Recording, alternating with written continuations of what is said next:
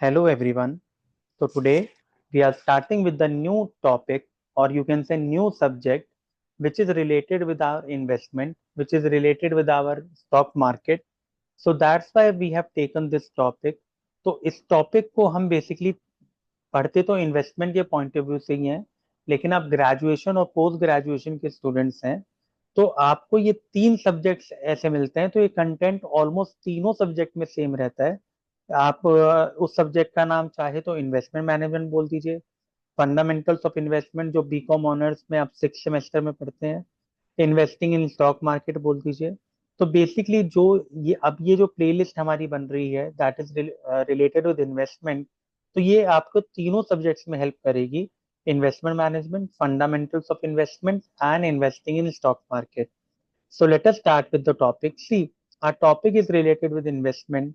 So first of all, we should know what is investment, what are the types of investment, what is the objectives and factors affecting. तो हमारा जो ये वाला video है, इस video में मैं आपको ये चार चीजें बताऊंगा कि इन्वेस्टमेंट का मीनिंग क्या होता है, what are the types of investment, objectives of investment and factors affecting investment. तो see, investment basically, if someone asks you what is investment, so investment is nothing but basically हम investment क्यों करते हैं, so that जो भी money हम invest कर रहे हैं, that money will grow over a period of time. तो बेसिकली हम कोई भी एसेट परचेज करें, और हमारा मेन आइडियोलॉजी क्या होती है कि वो एसेट हमें फ्यूचर रिटर्न्स प्रोवाइड करे। ठीक है। तो देखिए, यही मैंने ये लिखा हुआ है, आप चाहें तो इस नोट्स का स्क्रीनशॉट ले सकते हैं या आप साइड बाय साइड लिख भी सकते हैं। Investment means growth of a money over a period of time. It is a monetary asset which is purchased with the idea that it will give returns in future। तो मैंने आपको बताया कि investment का मीनिंग क्या होता है कि हमारे मनी ग्रो हो over a period of time, plus हमें उससे फ्यूचर रिटर्न्स मिले। तो देखिए, it's just like a tree, जो मैंने आपको पिक्चर में शो किया हुआ है, और it's just like the dollar sign which is showing that the particular person is snatching और taking away from the tree, that if you invest money you will get returns. So it allows people to park their funds in vehicles that have potential to earn higher rate of return. तो basically it is just like you are parking your funds, आप अपने funds को park कर रहे हो उन assets में जो आपको higher rate of return generate करके देंगे। तो इन्वेस्टमेंट का मीनिंग आई होप आपको क्लियर हो गया होगा। इसके बाद ये देखिए, ये बहुत ही is considered to be the expert of stock market, that is Warren Buffett. Warren Buffett says that never depend on a single source of income, make investment to create second source. तो he says that you should not only depend on single source, कि आप job कर रहे हो तो वहीं से आपको इनकम आएगा, आप इन्वेस्टमेंट कीजिए, उससे आप अपनी सेकेंडरी इनकम भी जनरेट कीजिए, which may be in the form of capital appreciation, returns में डिविडेंड आ गया, इंटरेस्ट आ गया। तो this is just a you can say ideology by a famous analyst, that is Warren Buffett. So see, we have two types of investment. Number one is financial investment, another one is real investment or economic investment. तो investment को basically हमने दो parts में divide कर दिया, financial investment and real investment. तो देखिए, financial investment का मतलब क्या होता है, whenever we are investing money in financial asset कौन से हो गए, जैसे shares, debentures, mutual funds, bonds और मनी मार्केट के इंस्ट्रूमेंट्स, टी बिल्स वगैरह हो गए। तो जब भी आप शेयर्स और स्टॉक्स में इन्वेस्ट करते हो तो वो हमारा फाइनेंशियल इन्वेस्टमेंट होता है। ठीक है। और जब हम शेयर खरीदते हो तो हमें डिविडेंड मिलता है, इंटरेस्ट मिलेगा। अगर हम फिक्स्ड इनकम सिक्योरिटीज लाइक आप बॉन्ड्स में, डिबेंचर्स में इन्वेस्ट करोगे, और over the period of time अगर उसकी वैल्यू बढ़ जाती है तो आपको कैपिटल एप्रिसिएशन भी मिलता है। कैपिटल एप्रिसिएशन का मतलब क्या होता है, मान लीजिए आपने कोई स्टॉक आज 100 रुपए का खरीदा था, आप 2 साल बाद उसको, तो स्टॉक को महंगा बेच रहे हो, लेट से 150 का बेच रहे हो, तो आपका कैपिटल एप्रिसिएशन कितना हो गया, 50 रुपीज। 150 और 100, जिस प्राइस पे आपने परचेज किया था। तो see, investment made in financial assets is known as financial investment. Financial asset includes shares, debentures, bonds, mutual funds, T-bills, etc.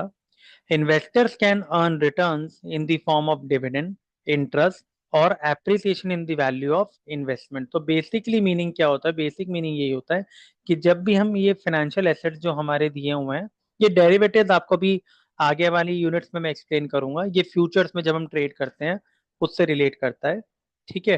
तो ये हमारा सारा फाइनेंशियल इन्वेस्टमेंट होता है। अब रियल इन्वेस्टमेंट क्या होता है? जब भी आप किसी टैंजिबल फिक्स्ड एसेट में इन्वेस्ट करो, लाइक प्लांट एंड मशीनरी हो गया, बिल्डिंग हो गया, तो वो हमारा रियल इन्वेस्टमेंट आता है। So real investment means investment made in real or tangible fixed asset is known as real investment. Real asset include building, plant, machinery, equipment, etc. Investor can earn returns in the form of rent, कि आप building से rent ले सकते हो, और capital appreciation, भाई value बढ़ जाती है एसेट्स की। तो मैंने आपको दोनों का मीनिंग बता दिया। इसी के बाद मैं इसको एक टैबुलर फॉर्म में आपको एक्सप्लेन कर रहा हूँ कि फाइनेंशियल इन्वेस्टमेंट और रियल इन्वेस्टमेंट क्या होती है। अभी आपको पता है मीनिंग में, investment made in financial assets हमारी फाइनेंशियल इन्वेस्टमेंट हो गई। जब आप टैंजिबल फिक्स्ड एसेट्स में इन्वेस्ट करते हो तो वो रियल इन्वेस्टमेंट हो गई।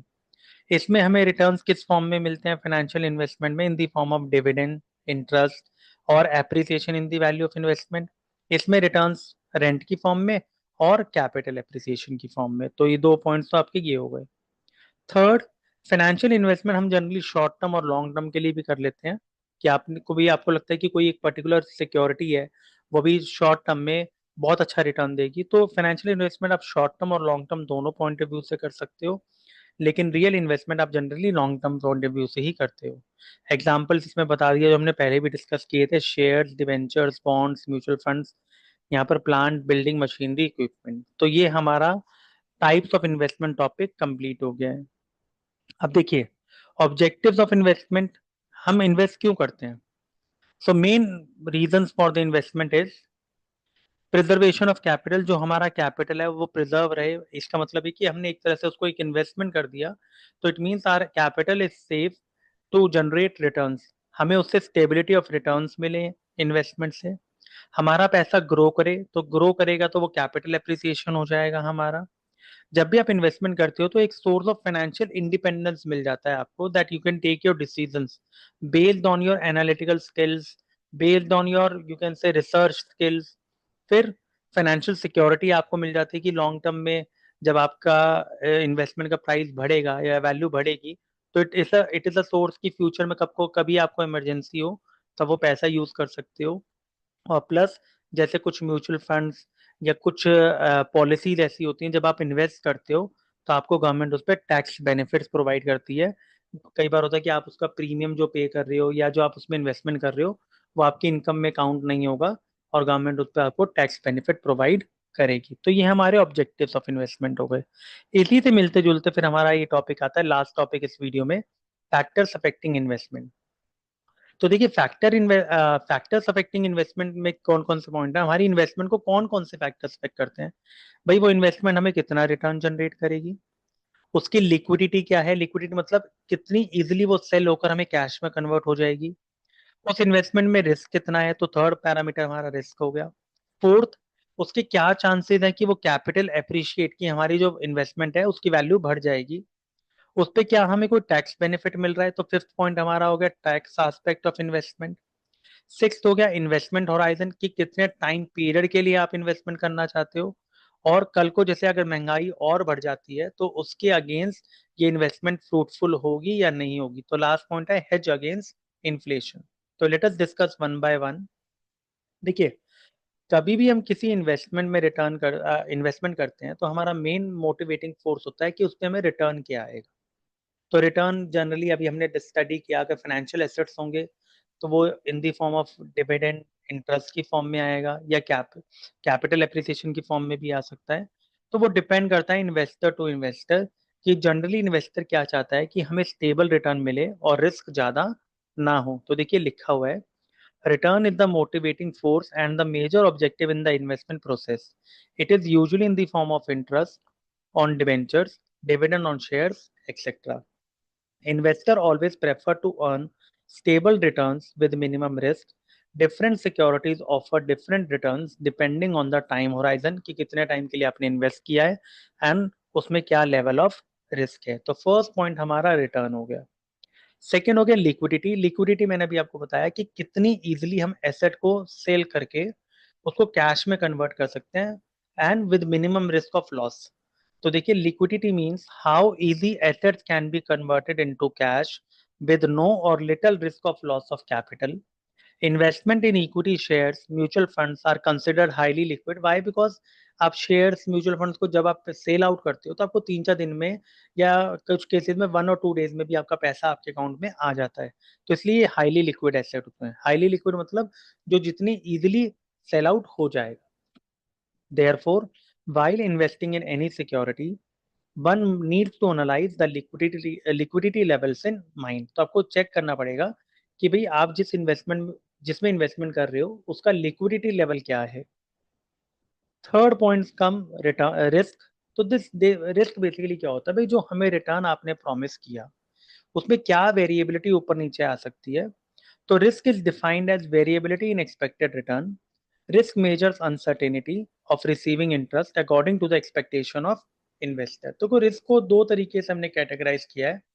एक तो जो हमने पैसा लगाया है प्रिंसिपल अमाउंट, क्या वो सेफ है, और सेकेंड है स्टेबिलिटी ऑफ रिटर्न्स, की जो हमको रिटर्न्स मिलने चाहिए थे उसमें कितनी स्टेबिलिटी है।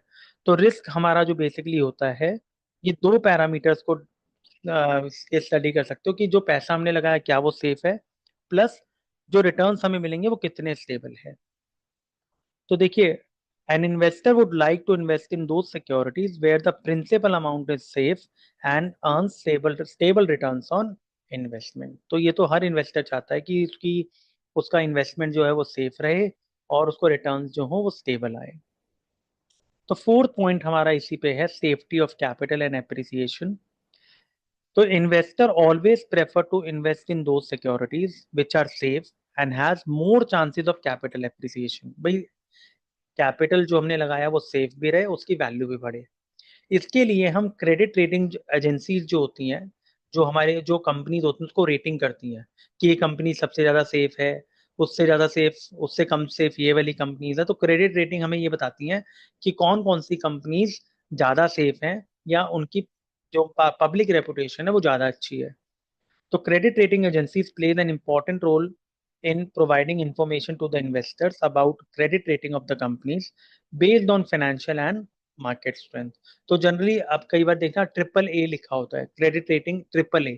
तो इसका मतलब वो कंसीडर किया जाता है ये कंपनी बहुत ज्यादा सेफ है, तो इसमें रिस्क ऑफ लॉस क्या है, बहुत कम होगा।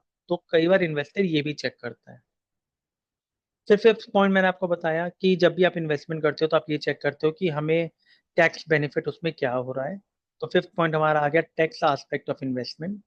The performance of any investment decision is measured by its after tax returns. Tax treatment is analysed by an investor और at the time of purchase और सेल ऑफ इन्वेस्टमेंट। जैसे अब तो हमारा न्यू टैक्स रिजाइम भी आ गया है, लेकिन कुछ लोग अभी ओल्ड टैक्स रिजाइम से भी इनकम टैक्स फाइल करते हैं। तो वहां पर एक सेक्शन 80C था, इनकम टैक्स एक्ट 1961, जो हमें डिडक्शंस प्रोवाइड करता था। डिडक्शन मतलब कि कल को अगर आप इन इन्वेस्टमेंट्स में करते हो तो जो पैसा आप प्रीमियम के तौर पे पे करते हो उस पर गवर्नमेंट टैक्स नहीं लगाएगी। तो वो भी एक तरह से अच्छी इन्वेस्टमेंट मानी जाती थी कि जो हमने उसको प्रीमियम का पैसा जो हमने लेट से 25-30,000 रुपीज पे किए वो हमारी इनकम में काउंट नहीं होगा और उस पर हमें टैक्स पे करने की जरूरत नहीं पड़ेगी। तो ये ऑल्टरनेटिव उन्होंने दो एग्जांपल दिए, public provident fund and national saving certificate. तो ये हमारे दो इन्होंने पार्ट दिए जिसपे टैक्स नहीं लगता। फिर सिक्स आ जाता है इन्वेस्टमेंट होराइजन। इन्वेस्टमेंट होराइजन का मतलब होता है कि आपका इन्वेस्टमेंट का मेच्योरिटी पीरियड कब होगा। तो it refers to the planned date of liquidation of an investment. The maturity period of an investment makes it more attractive when it matches with the needs of investor।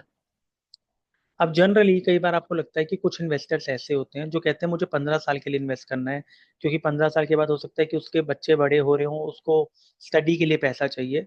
तो maturity period जो होता है एक बड़ा important role play करता है investment में, because generally investor हमेशा उस इन्वेस्टमेंट की तरफ ज्यादा अट्रैक्ट होता है जो उसकी नीड्स के हिसाब से मैच हो जाए। तो देखिए इसमें लिखा हुआ है generally investors invest in money market for short term and capital market for medium and long term for stable returns. अभी ये नेक्स्ट हमारा चैप्टर जब शुरू होगा तब वहां पर मनी मार्केट जनरली जो हम शॉर्ट टर्म 1 ईयर के लिए करते हैं और कैपिटल में हम जनरली यू कैन से मीडियम एंड लॉन्ग टर्म के लिए करते हैं। तो ये हमारे फैक्टर्स अफेक्टिंग था इन्वेस्टमेंट का। इसमें लास्ट आ गया hedge against inflation. Hedge against inflation का मतलब होता है कि जैसे भाई दिन पर दिन महंगाई बढ़ती जा रही है, तो आप वो इन्वेस्टमेंट लुकआउट करो या वो इन्वेस्टमेंट सर्च करो जो आपके इन्फ्लेशन का जो ये रिस्क है उसको भी कवर कर सके। तो inflation means decrease in purchasing power over the period of time, जो इन्वेस्टर की रियल इनकम होती है। When the investment does not returns does not match with increasing rate of inflation, it is known as inflation risk. Therefore, the investor must ensure that returns on investment is higher than prevailing inflation rate. तो generally आपको हमेशा वो ही investment choose करनी चाहिए जिसमें आपको ये लगे कि जो मेरी इन्वेस्टमेंट है वो हायर रिटर्न देगी जो मार्केट में इन्फ्लेशन रेट चल रहा होगा। तो ये हमारे 7 पॉइंट से जो फैक्टर्स जो हमारे इन्वेस्टमेंट को अफेक्ट करते हैं। तो ये हमारा वीडियो 1 था जिसके अंदर हमने स्टडी किया what is investment, what are its types, what are the objectives and what are the factors affecting our investment. तो ये पार्ट 1 था। So I hope the concept is clear to you. If you have any doubt you can mention in comment, I will respond. ठीक है, please right like subscribe and share our channel, and please copy down the notes which I have discussed in the PPT. Thank you so much.